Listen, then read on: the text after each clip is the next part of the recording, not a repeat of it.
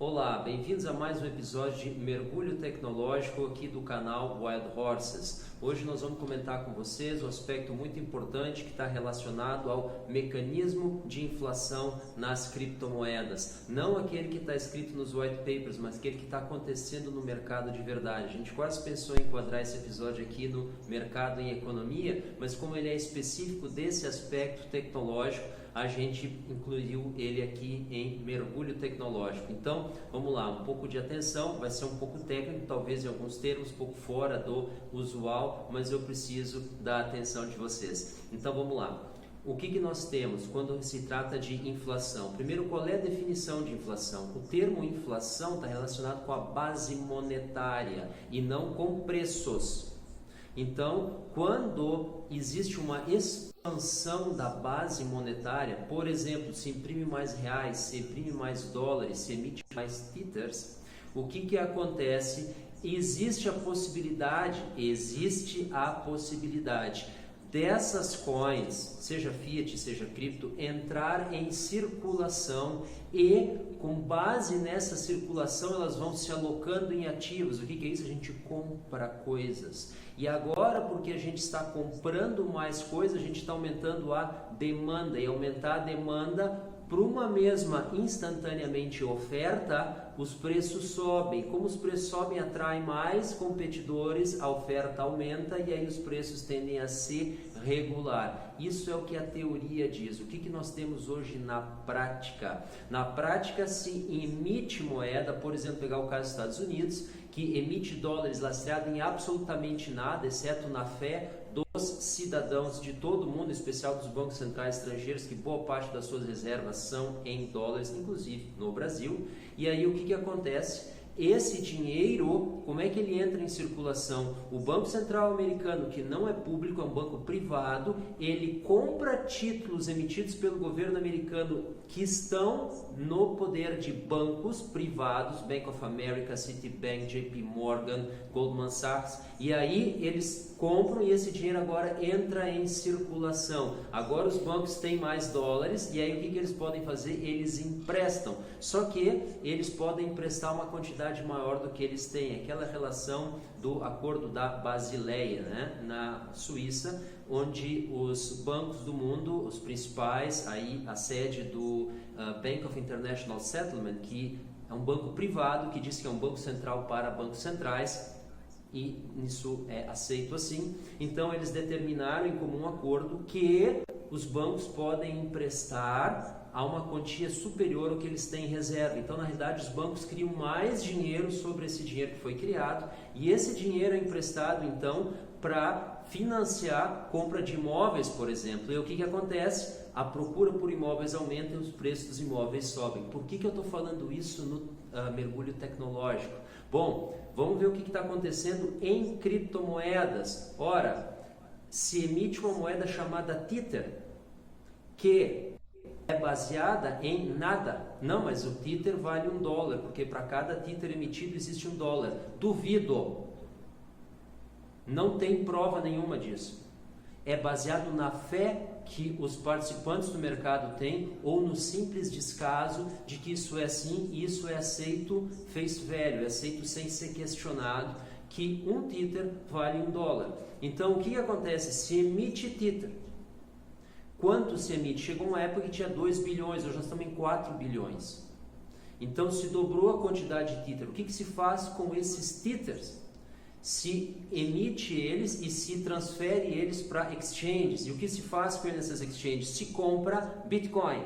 E aí o que acontece? Agora esse dinheiro entra em circulação e o preço da Bitcoin sobe, porque nessas exchanges um Tether é aceito como $1. E aí se o preço da Bitcoin está N dólares, com N Tethers tu compra uma Bitcoin. E aí o que acontece? O preço dela sobe. E aí quem tem Bitcoin consegue vender elas agora por um preço maior. Então, dentro de um caso simples, mas que é uma parcela muito pequena, se emite Tether do nada, se envia ele para uma exchange, se compra Bitcoin com esses Tethers, se transfere essas Bitcoins para uma outra exchange que aceita Fiat, se vende essas Bitcoins por Fiat e agora você tem Fiat. Tá? Mas o que está acontecendo? O preço da Bitcoin está subindo, exatamente essa é a nossa opinião, é a tese desse episódio, pela emissão de Tethers.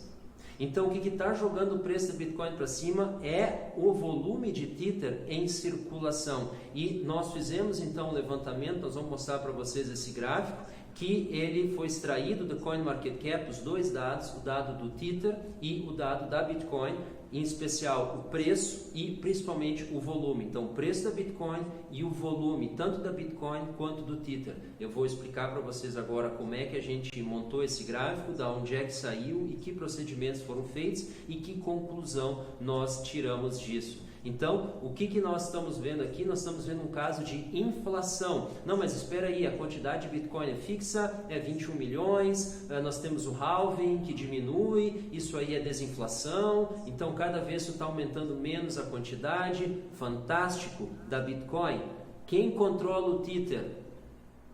Na nossa opinião, uma gangue. Então, o que eles fazem? Eles emitem quantos Tether eles querem e no momento em que esses Tether são derramados na Bitcoin, o preço dela sobe. E a alta dos preços é um reflexo da maior circulação de currency, de dinheiro. Então, o que acontece quando tu emite Tether? Isso não se reflete na economia, mas quando tu coloca esse Tether para circular, e nesse caso isso é feito rapidamente, emite Tether, joga ele nas exchanges, compra Bitcoin, aí ele se reflete em outros ativos. Então a quantidade de Bitcoins ela é limitada, ou seja, a base monetária tem um cap, um máximo de 21 milhões. Porém, o valor dessa moeda é determinado pela circulação de Tether que está sendo usado para comprar essas mesmas Bitcoins. Qual é o problema disso? Mas isso é bom, isso joga o preço para cima. E a hora em que o Tether valer 10 centavos, 1 centavo, a hora que o mercado acordar desse transe coletivo, quanto que vai valer o Tether? O que impacto isso vai ter nas Bitcoins? Então a gente tem que estar preparado para um colapso eventual na maneira em que a economia está sendo conduzida hoje. Não vamos nos iludir que nós temos governos de diversos países com um grupo enorme de economistas, de financistas e de executivos e, claro, de políticos, que não todos, mas alguns sim, sinceramente preocupados e dedicados com a saúde financeira desse país, e eles têm uma enorme dificuldade de evitar a próxima, que sempre vem, crise financeira. Imagina então um sistema onde nós temos praticamente a lei das selvas, cada um por si, exceto algumas iniciativas, como por exemplo o Ethereum, tu vê uma coisa mais coletiva. Tu tem uma série de iniciativas bastante obscuras, com executivos sendo presos pela Interpol em aeroportos, envolvidos na emissão da moeda hoje, que é a base principal da circulação e da negociação de criptomoedas. Todas as exchanges relevantes dentro do mercado mundial operam com par Bitcoin Tether. E boa parte do movimento de Bitcoin é baseado em Tether. Então, a quantidade de Tether influencia o volume negociado de Bitcoin e isso se reflete no preço. Então, aí o que nós temos um problema de inflação dentro das criptomoedas causadas por centralizações, instituições centralizadas que emitem uma moeda que aceita amplamente. O que seria uma solução? Tu trabalhar com uma coin que seja stable, mas que não seja centralizada, seja descentralizada. Será que isso existe? Aguarde o nosso episódio seguinte. Então agora a gente mostra o gráfico, explica para vocês e encerra esse episódio. Pessoal, muito obrigado. Acompanhe o gráfico entra a seguir. Até mais. Pessoal, então aqui a gente tem o gráfico que a gente montou para corroborar então a tese desse episódio, que é O volume negociado de Tether está determinando o preço da Bitcoin. Esse episódio foi inspirado em parte aí pelo canal Tico Cripto, que já tem uma série de vídeos aí dentro dessa linha e uma reportagem que saiu no site livecoins.com.br. Aliás, visitem o site, é muito bom para se manter informado no que está acontecendo, não só no Brasil, no mundo, das criptomoedas. Então vamos lá, nós entramos e obtivemos esses dados do CoinMarketCap, site coinmarketcap.com, então vocês podem acessar. Como nós fizemos? Bom, nós começamos então com o Tether, nós entramos no site, a gente selecionou a Coin Tether, ele vai para a página específica da Coin, a gente rolou a página para baixo até o gráfico e selecionamos Year to Date, ou seja, o ano de 2019 até o dia de hoje. Esse aqui é o chart. Então vocês podem ver ali inferior em azul o ano então que está selecionado exatamente esse período, ou em cima aqui na data 1º de janeiro até esse dia de hoje aqui em novembro. Então o que nós fizemos? Nós selecionamos o volume que aparece essas barras em tom de cinza ao fundo do gráfico. Em verde, evidentemente, tem o preço do Tether que não nos interessa, não sei como ainda está em $1, mas tudo bem. Nós pegamos então o volume negociado e o que nós fizemos? Nós fomos novamente então em CoinMarketCap, selecionamos a coin Bitcoin. E no gráfico, então, nós fizemos o download, mesmo período, 1º de janeiro a o dia de hoje. E aí, notem que nesse gráfico aqui, ele tem na esquerda, ele tem dados e na direita também. Já o gráfico anterior tem apenas dados na direita. Então, o que acontece? A área do gráfico, embora as imagens tenham o mesmo tamanho, a área do gráfico do Tether é um pouco maior. Então, quando a gente fez o paste aqui, não existia uma correspondência exata, porque o gráfico do volume negociado de Tether, exatamente o volume, o paste aqui, ele ficou um pouco maior do que o trecho do volume da Bitcoin. Então a gente fez um ajuste, a gente encurtou esse gráfico até que ele visualmente batia aqui. Então nós editamos essa imagem, a diferença é que a gente fala isso, não espera isso ser revelado, tá? Então tá aqui a imagem editada e nós fizemos isso em comprimento para que o começo e o fim com o volume negociado em Bitcoin seja exatamente o mesmo. Só que nós temos dois pastes, um abaixo do volume negociado de Bitcoin e outro acima dos preços. Então, para esclarecer, o gráfico em verde representa os preços da Bitcoin e o gráfico azul o market cap da Bitcoin. Então, o que acontece? Nós temos logo abaixo em tom cinza mais escuro o volume negociado de Bitcoin e abaixo em tom cinza claro o volume negociado em Tether. E a gente vê quase uma perfeita correspondência entre as duas, ou seja, o volume de Tether é o volume de Bitcoin. Ou seja, as Bitcoins negociadas estão praticamente sendo elas todas transacionadas em Tether. E isso tem uma correspondência. Então, aumento o volume num corresponde com aumento o volume no outro. Uma correspondência visual, mas mais importante, olhando em cima, o paste desse mesmo volume negociado em Tether com os picos. E aí a gente vê que os picos do gráfico em preço da Bitcoin corresponde com os picos na negociação de Tether. Então, daí vem a nossa tese de que um colapso no volume do Tether vai se refletir num colapso do preço da Bitcoin. E isso é um problema, isso é um risco que os traders estão impostos. E a gente acredita que desse colapso deve levar um tempo para os preços se recuperarem. Para quem tem uma ideia do que nós estamos falando, o Ethereum ainda não se recuperou do tombo que ele teve lá da casa dos $1.800.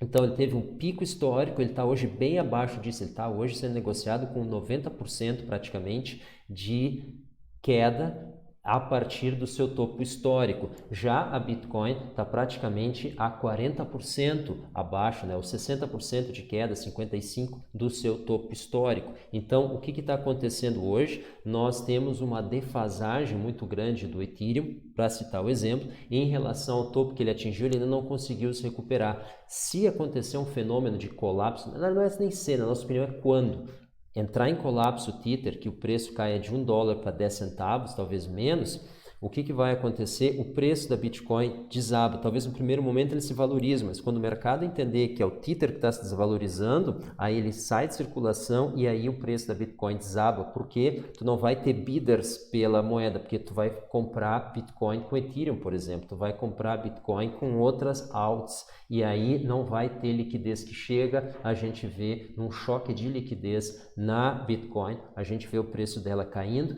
isso pode criar também uma queda nas outras alts, Ethereum, Litecoin, Bitcoin Cash, Ripple. E qual é o problema disso? A gente não sabe como as exchanges vão reagir, evidentemente, às centralizadas, porque as descentralizadas, as coins estão na tua wallet, então mesmo que elas se passem a valer centavos, elas continuam contigo, mas se elas estiverem numa exchange centralizada com sede nas Ilhas Seychelles, como é que tu vai tirar elas de lá, né? Então a gente tem que ter esse cuidado, e esse gráfico aqui para nós ele ilustra isso. Então a gente chama atenção para essa possibilidade, é uma hipótese, não é, evidentemente é bastante especulativa essa hipótese, mas ela está dentro da nossa linha de procurar enxergar os riscos com antecedência e entender o impacto que isso pode causar e daí medidas preventivas. Então, na nossa opinião, que é a conclusão então desse episódio, a gente tem que diminuir a nossa exposição a Tether, a ativos que são primordialmente negociados em Tether e a exchanges que principalmente se movimentam